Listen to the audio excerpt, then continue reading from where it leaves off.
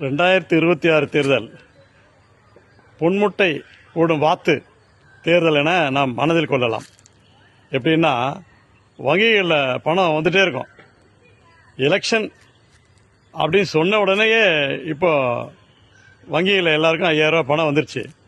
இது மட்டும் இல்லை, எலெக்ஷன் நெருங்க நெருங்க வங்கி கணக்கில் பணங்கள் வர வாய்ப்பு. எப்படின்னா, 2 பிரம்மாண்டமான கட்சிகள், வசதி வாய்ந்த கட்சிகள், அவைகள் மீண்டும் அந்த ஆட்சியை தக்க வைத்துக் கொள்ள வேண்டும், அந்த ஆட்சி அரியணையிலே அமர வேண்டும் என்ற ஆசையின் காரணமாக இப்போல்லாம் எலெக்ஷன் முன்னாடி வீட்டான வந்து பணம் தர மாட்டாங்க, ஆன்லைன் அதான் கண்டுபிடிச்சாங்க. ஆனால் நம்ம ஓட்டு போடுறது மட்டும் ஆன்லைனில் கிடையாது. அப்படியே போய் அந்த பஷரை புஷ் பண்ணணும். இப்படி ஏமாத்துறாங்க பாருங்க. அந்த மிஷினில் ஆதாரம் லிங்க் பண்ணிட்டாக்கா நீங்கள் போய்ட்டு அழகாக ரேகை வச்சிங்கன்னா உங்களுக்கு மெசேஜ் வரும்.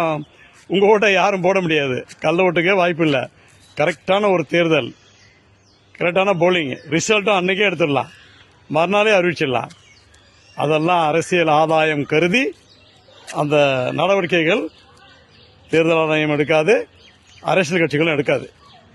ஸோ இதுதான் அரசியல் அப்படின்னா. இதுதான் உனக்கு வந்து எல்லாத்துக்கும் ஆதார் கேட்பான், சரிங்களா? இன்னைக்கு போனால் அங்கங்கே கட்டிருக்க டாய்லெட்டுக்கு போனால் கூட அங்கே ஆதார் காமிச்சா உள்ளே போகணும்பா.